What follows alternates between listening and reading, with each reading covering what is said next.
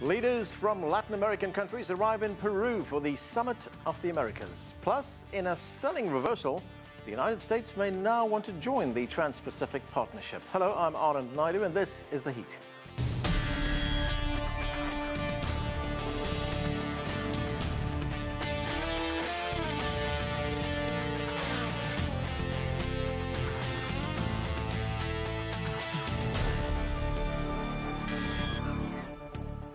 About 20 leaders from North, Central and South America have begun arriving in Lima, Peru for the 8th Summit of the Americas.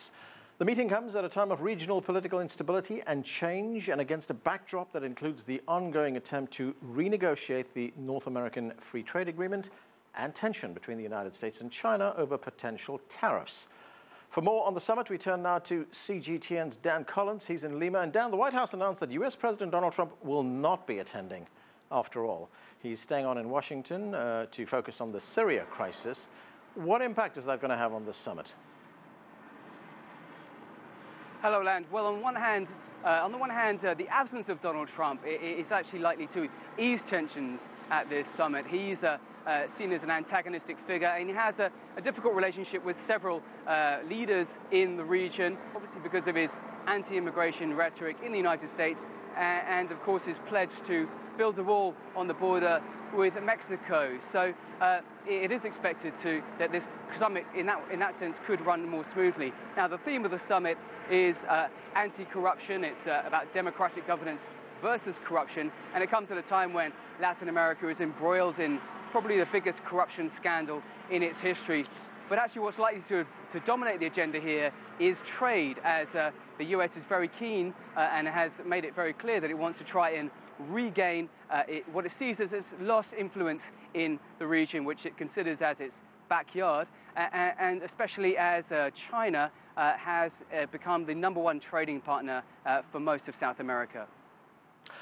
Dan, of course, Donald Trump will not be there, but Vice President Mike Pence will be there. Now, the President, Donald Trump, is not very popular in that part of the world. He has an approval rating of just 16% in the region, according to a Gallup poll.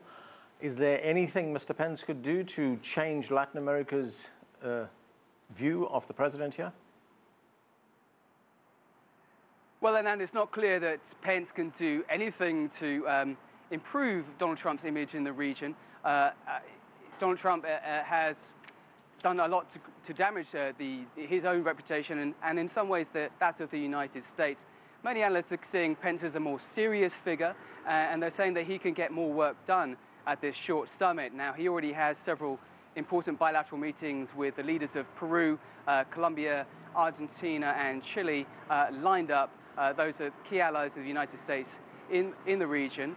And Donald Trump's popularity is so low here that many are thinking that the summit will run more smoothly without the figures such as Donald Trump, but also Nicolas Maduro, the leader of Venezuela, who was uninvited by Peru before this gathering even happened. And we now understand that Raul Castro, the leader of Cuba, will not be attending, and his foreign minister, Bruno Rodriguez, will be taking his place. So three of probably the most controversial figures in the region not attending the summit, and some analysts are saying that will mean that business will go more smoothly. Thanks, Dan. That's CGTN's Dan Collyns reporting from Lima in Peru.